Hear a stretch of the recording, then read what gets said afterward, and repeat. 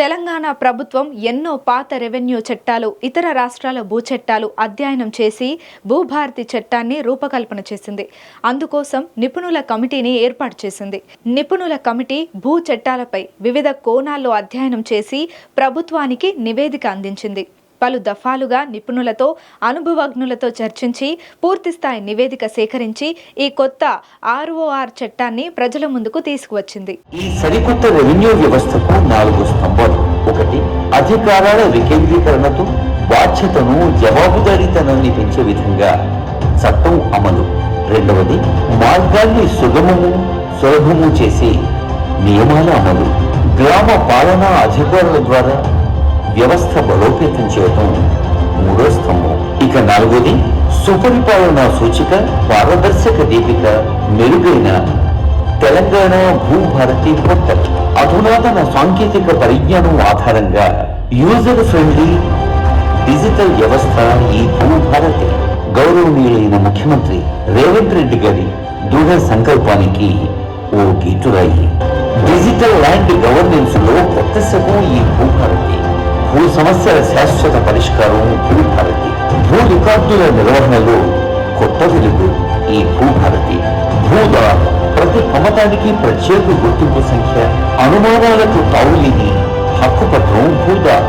వ్యవసాయ రంగానికి పటిష్ట భూమిక ఈ భూదార్. మొబైల్ యాప్ భూ వివరాల శోధనకు సౌకర్యవంతమైన యాక్సెస్ తో మొబైల్ యాప్. భూభారతిలో 2 ప్రధాన భాగాలు: లావాదేవీల సేవలు, సమాచార సేవలు. Registration, mutation, ROR corrections, appeals, ఇంకా రివిజన్స్ ఇలాంటి లావాదేవీల సేవలు. మార్కెట్ వాల్యూ, నిషేధిత తదితర భూ వివరాలు, ఎన్కంబరెన్స్ సర్టిఫికెట్లు, రిజిస్టర్డ్ దస్తావేజులు తదితర సమాచార సేవలు. భూమిత్ర చాట్ బాట్ అధునాతన మార్గ నిర్దేశనం, ఏఐ ఆధారిత చాట్ బాట్ తో భూమిత్ర. సహాయం కోసం ప్రత్యేక phone number 04029313999.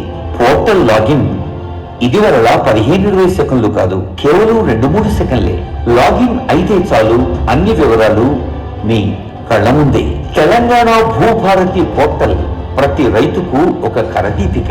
User friendly interface ద్వారా సరళీకృత నావిగేషన్ సులభ సాధ్యం. చట్టబద్ధత. భూభారతి 2025 ఆర్ఓఆర్ చట్టం ఒక బలమైన శాసనం. భూరక్షక్ ప్రభుత్వ భూముల రక్షణలో పౌర భాగస్వామ్యం. దశల వారీ మార్గదర్శనంతో ప్రతి మాడ్యూల్ సమర్థ వినియోగం. ఇదొక ప్రత్యేక అవకాశం. భూదార్ సర్వే మ్యాపులు, వ్యవసాయేతర భూమి హక్కుల నిర్వహణ లాంటి మరెన్నో సేవల మహోన్నత మాధ్యమం ఈ తెలంగాణ భూభారతి పోర్టల్. సాధారణ ప్రశ్నలకు సమగ్ర సమాధానాలు అందించే FAQల విభాగం. కొత్త వెలుగులు పంచే ఈ 4 స్తంభాల తెలంగాణ భూభారతి చట్టం తెలంగాణ రాష్ట్రంలో ప్రతి రైతుకు ఓ ఆత్మీయ చుట్టం.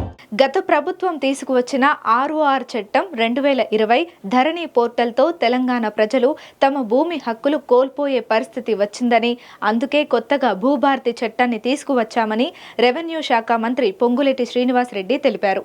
మంత్రుల కోసమో, ధనికులకు మేలు చేయడం కోసమో ఈ చట్టాన్ని రూపొందించలేదని, ప్రతి సామాన్య పౌరునికి న్యాయం కలగాలన్నదే తమ అభిమతమని అన్నారు. కొత్తగా తీసుకువచ్చిన భూభారతి చట్టం ప్రజల మన్ననలు పొంది చరిత్రలో నిలిచిపోతుందని అన్నారు. ఇందిరమ్మ రాజ్యంలో రైతులకు పూర్తి సహకారం ఉంటుందని భరోసా ఇచ్చారు. 2020 చట్టం 3 సంవత్సరాల చిల్లరుంది. 3 సంవత్సరాలకే 30 సంవత్సరాలు నిండిపోయింది ఆ చట్టానికి. అది ప్రజలు యాక్సెప్ట్ చేయని చట్టం కాబట్టే దాన్ని ఈనాడు పక్కన పెట్టి రాబోయే 100 సంవత్సరాలకి ఈ రాష్ట్రంలోనే కాదు దేశంలో ఒక రోల్ మోడల్ చట్టాన్ని ఈరోజు మనం ప్రజలకి, తెలంగాణ ప్రజలకి గౌరవ ముఖ్యమంత్రి రేవంత్ రెడ్డి గారి చేతుల మీదుగా అంకితం చేశామని చెప్పడానికి చాలా ఆనందిస్తున్నాను, సంతోషిస్తున్నాను. ఇందుట్లో ప్రధానంగా కొన్ని అంశాలు మీకు చెప్తాను. ఇంతకుముందే అందరు జిల్లా కలెక్టర్లను పిలిచి కేబినెట్ మంత్రులందరితో పాటు గౌరవ ముఖ్యమంత్రి గారు, ఉప ముఖ్యమంత్రి గారు అందరం కూర్చొని కలెక్టర్లకు కూడా దిశని ఈ చట్టం అయితే మేము చేయగలిగాం. ప్రజలు కోరుకునే చట్టాన్ని తయారు చేశాం, ప్రజల మెచ్చే చట్టాన్ని తయారు చేశాం.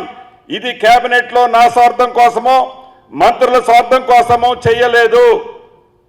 ఈ చట్టం చేసేటప్పుడు కూడా పబ్లిక్ డొమైన్లో చట్టాన్ని పెట్టాం, డ్రాఫ్ట్ చట్టాన్ని పెట్టాం. పబ్లిక్ ఇచ్చిన ఒపీనియన్లన్నిటినీ మంచి ఉంటే సేకరించాం. చివరికి ఈనాడు ప్రతిపక్షంలో ఉన్న నాయకులు ఇచ్చిన హరీష్ రావు గారు లాంటి వాళ్ళు ఇచ్చిన మంచి సూచనలు కూడా ఈ చట్టం అది మంచిదనిపిస్తే ఈ చట్టంలో పెట్టాం. అది ఇందిరమ్మ ప్రభుత్వం అంటే, అది స్వేచ్ఛ అంటే, ప్రజా పరిపాలన అంటే ఎలా ఉంటుంది? అటువంటి చట్టాన్ని చేసి ఈరోజు కలెక్టర్లకి గౌరవ ముఖ్యమంత్రి గారు దిశానిర్దేశించారు. చట్టాన్ని చేశాం. ఈ చట్టం ఏదైతే గడిచిన 4.5 సంవత్సరాల నుంచి సామాన్య ప్రజలు గ్రామీణ ప్రాంతంలో ఉండేవారు, గూడాల్లో తండాల్లో నివసించేవారు ఇప్పటిదాకా నిద్రపోక, కంటి మీద నిద్ర రాక, అభద్రతకు లోనై చెప్పులు అరిగిందాకా కలెక్టరేట్ల చుట్టూ ఎంఆర్ఓ ఆఫీసుల చుట్టూ తిరిగి ఇబ్బంది పడ్డారు. భవిష్యత్తులో అటువంటి పరిస్థితి రావద్దు. ఈ రూల్స్ కూడా 30-32 రోజుల్లో గౌరవ సునీల్ గారు, మన ప్రిన్సిపల్ సెక్రటరీ గారు, మిగతా మిత్రులు తయారు చేసిన తర్వాత దీని మీద కూడా ఒక పెద్ద డిబేట్ పెట్టి 4 days డిబేట్ పెట్టుకున్న తర్వాత దాంట్లో మార్పులు అనేకమైనవి చేసి తుది మెరుగులు దిద్ది ఈ రూల్స్ కూడా తీసుకొచ్చి ఆ రూల్స్ మీద ఈరోజు మళ్ళీ సునీల్ గారితో కలెక్టర్లందరికీ కూడా ఎక్స్ప్లెయిన్ చేపించడం జరిగింది ఇంతకు ముందే. దీని ఉద్దేశం అంతా ఒక్కటే, ఇంత ఎక్సర్సైజ్ చేయడానికి కారణం ఒక్కటే. 2020 చట్టం చూశాం. 2020 చట్టం చేయకముందు ప్రజలు ఎంత స్వేచ్ఛగా ఉన్నారో ఆనాటి ఇందిరమ్మ ప్రభుత్వంలో వచ్చిన చట్టాల వల్ల ప్రత్యక్షంగా నష్టం ఎవరూ పోలా, ఇబ్బంది ఎవరూ పోలా, బెనిఫిట్ జరగకపోతే జరగపోయింది. కానీ 2020 చట్టానికి ముందు ఏ ప్రజలకి నొప్పి కలగల.